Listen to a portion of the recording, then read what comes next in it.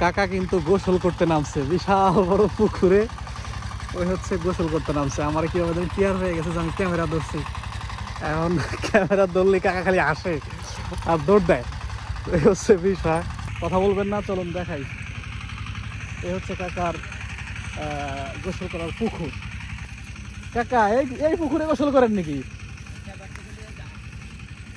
মাশাআল্লাহ, এটা বিশাল ভালো পানি পাইছেন আপনি, এবং স্বচ্ছ পানি, ফ্রেশ স্বচ্ছ পানি পাইছেন।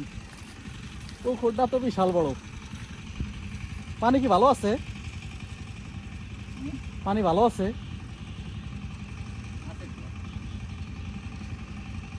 না, নোংরা পানিতে গোসল করলে শরীরে চুলকানি হবে, তোমার ঝামেলা।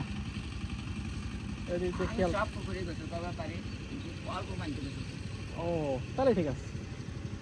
কাকা গোসল করবে। এটাই মাছ মারছেন নাকি? এই পুকুরে মাছ মারছেন?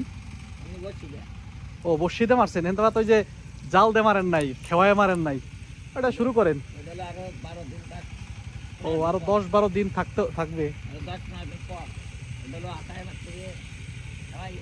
হ্যাঁ, ও বুঝছি। তার মানে আরো পানি কমতে হবে। শেষা যায় ওই যে পাশে নাল কাটছে কিরা জানি।